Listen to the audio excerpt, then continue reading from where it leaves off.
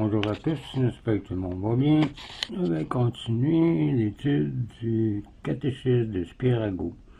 Après avoir mis toutes les prières qu'il disait au début du catéchisme dans les descriptions dans mes vidéos, maintenant on va commencer la partie 1 du catéchisme. On va appeler ça la foi, la connaissance de Dieu. Donc commençons avec un signe de croix. Donc, du Père, du Fils et du Saint-Esprit. Amen. Partie 1. La foi. La connaissance de Dieu est la connaissance de ses qualités et de ses perfections, de ses œuvres, de sa volonté, des sources de grâce établies par lui, etc. Croissez toujours dans la connaissance de Dieu, dit Colossiens 1, verset 10. Nous ne voyons maintenant que comme un miroir et en des lignimes. Les miroirs des anciens étaient peu clairs, mais après la mort, nous connaîtrons Dieu clairement, d'après 1 Corinthiens 13, verset 12. Point 1. La connaissance de Dieu fait le bonheur des anges et des saints. Déjà, ici-bas, les saints sont plus heureux. Cette connaissance est l'aliment des anges et des saints. C'est de cet aliment que parlait l'archange Raphaël quand il disait à Tobie, Juge d'un aliment et d'un breuvage invisible pour les hommes. Voir Tobie, chapitre 12, verset 19. Le Christ dit de même, Or, la vie éternelle consiste à vous connaître, vous, le seul Dieu véritable et Jésus-Christ, que vous avez envoyé. Voir Jean 17, verset 3. Cependant, la connaissance que les élus ont de Dieu au ciel est différente de celle que nous avons sur la terre. Les saints ont de Dieu une connaissance immédiate, c'est-à-dire directe, celle que l'on appelle la vision béatifique. Nous, au contraire, sur terre, nous ne connaissons Dieu que immédiatement, indirectement, ça veut dire, par ses œuvres et par la révélation. Il en est de cette connaissance comme de la science géographique. L'un ne connaît un pays que par les cartes et n'en a qu'une connaissance indirecte et imparfaite parce qu'il n'a jamais été sur place. L'autre le connaît pour l'avoir traversé et observé et visité, et en a une connaissance immédiate et plus parfaite car il était sur place. Le Sauveur dit des bons anges, les anges dans le ciel voient toujours la face de mon Père qui est dans les cieux. Voir Matthieu 18, verset 10. Les saints aussi voient la face de Dieu, parce qu'ils ressemblent aux anges, et seront aussi plus hauts que les anges, naissance, car à la fin, on va juger les mauvais anges. En tout cas, voir Luc 20, verset 36.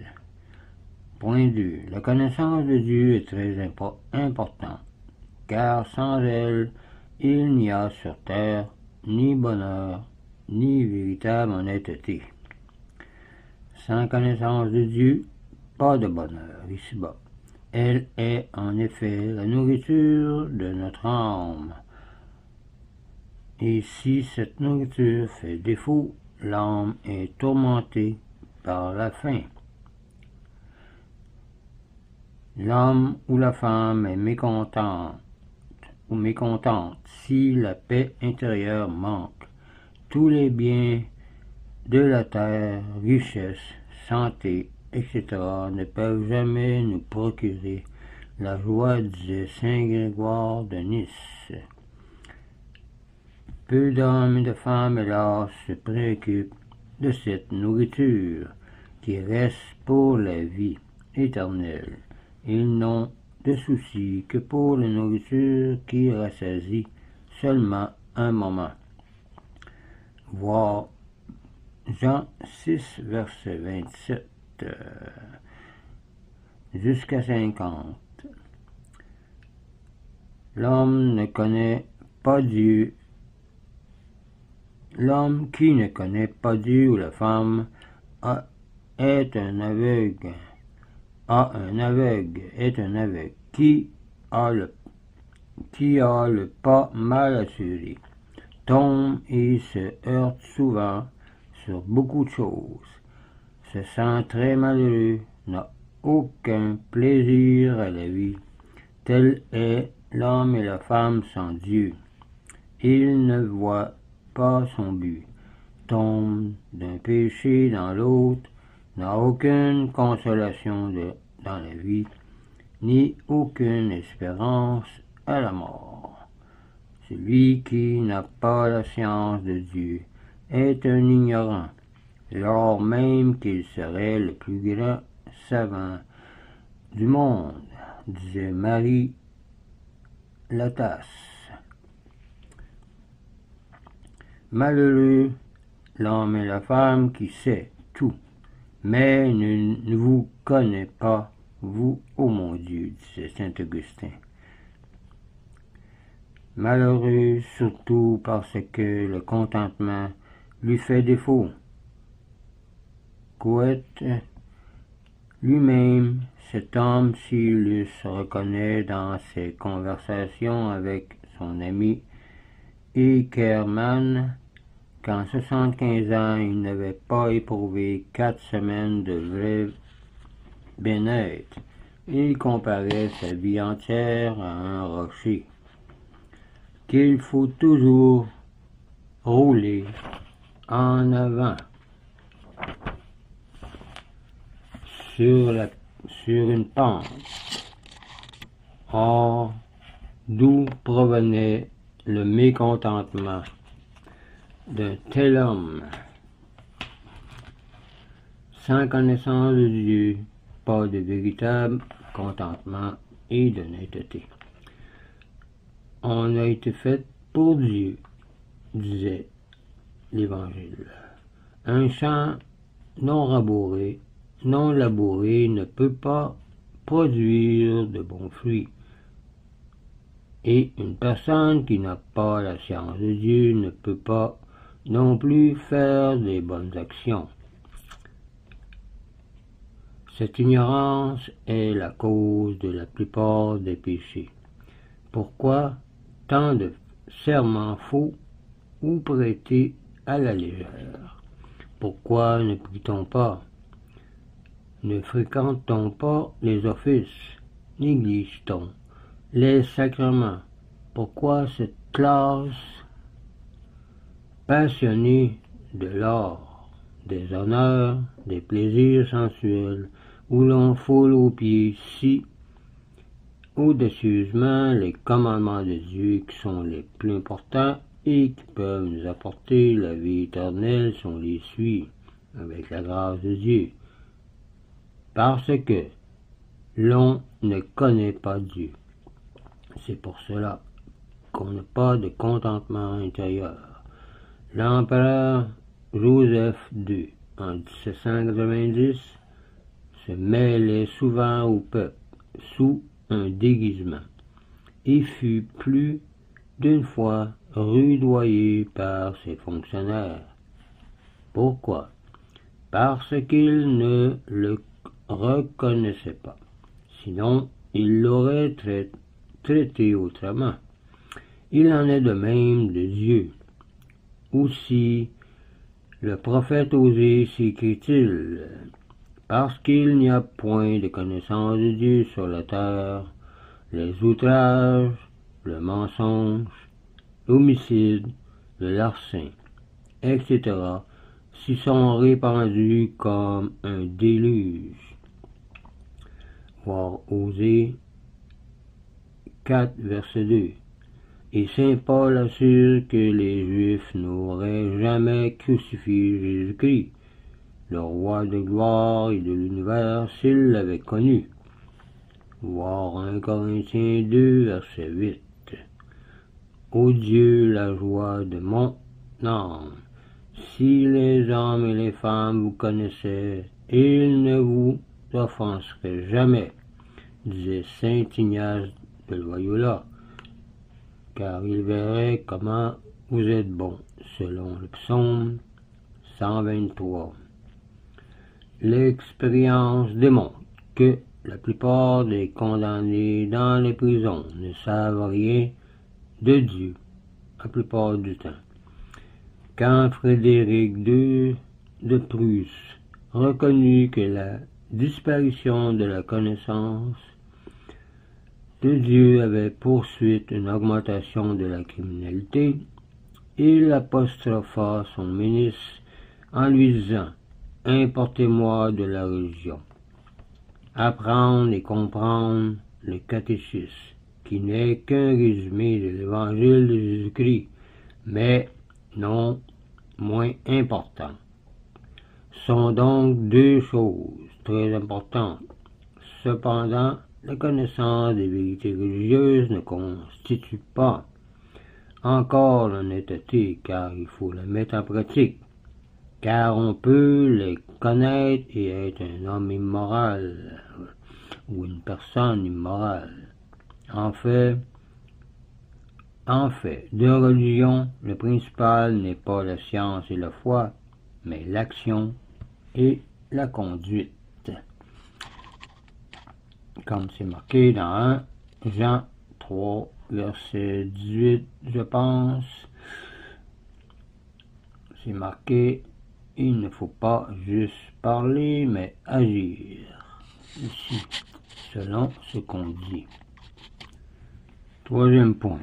La vraie connaissance de Dieu ne s'acquiert que par la foi aux vérités révélées par Dieu.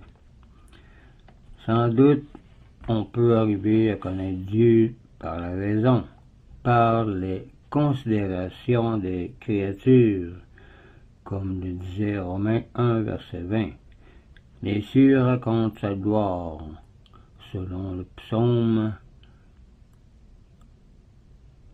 28, verset 2 ou 29, verset 2. Il montre sa toute-puissance, sa sagesse, sa bonté, sa beauté et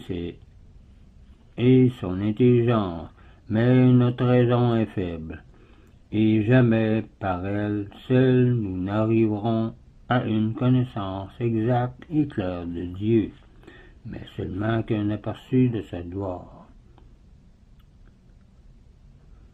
On sait quelle idée insensée avait sur la divinité et quel culte immoral pratiquaient les païens, qui ne jugeaient que par la raison.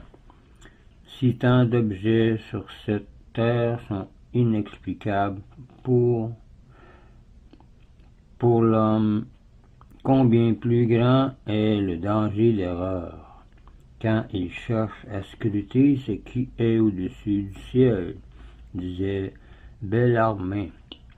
Nul ne peut scruter ce qui est au-dessus du ciel si Dieu ne lui donne pas la sagesse et ne lui envoie pas son esprit, selon Sagesse 9, versets 14 et 16. Et voir 1 Corinthiens 2, je passe ou 3, qui parle que on peut connaître les choses de ce monde par notre esprit et les choses de Dieu par l'esprit de Dieu.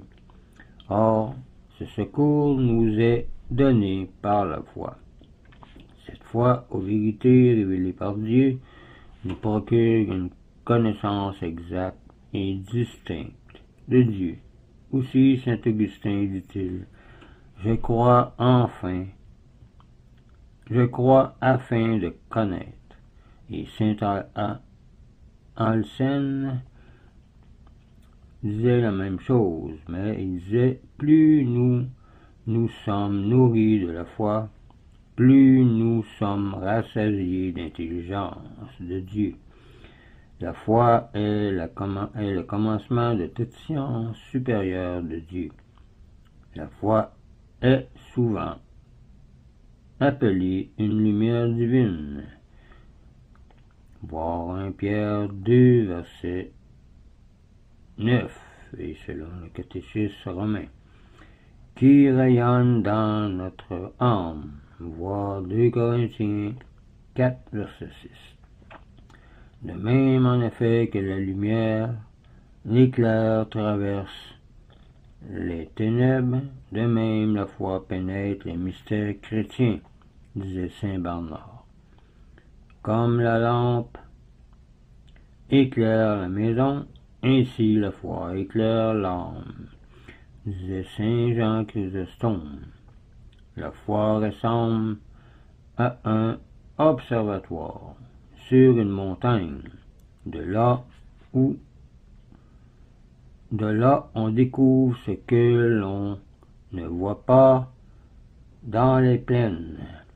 Des hauteurs de la foi, on découvre ce que l'on ne remarque pas dans la simple contemplation des créatures.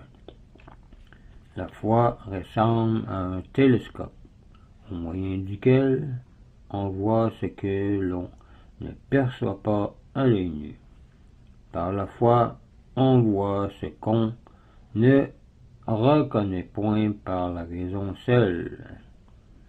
La foi ressemble à un miroir. On peut voir dans un miroir une tour très élevée. Par la foi, on peut fort bien connaître la majesté de Dieu, disait saint Bonaventure. Elle ressemble aussi à un bâton, à une canne qui sert à soutenir dans la marche les membres tremblants. Et par la foi, on soutient la raison pour mieux connaître Dieu, disait saint Jean Chrysostome encore. Il y a 2 livres où l'on apprend à connaître Dieu, un livre sans lettres, la nature, et un livre avec des lettres, c'est-à-dire l'Écriture sainte, qui nous communique la révélation de Dieu. C'est ce que nous allons vérifier, étudier la prochaine fois. Au point 2, avec la révélation divine. Donc, ce serait tout pour aujourd'hui. Je vous laisse là-dessus et je vous dis au revoir et union de prière.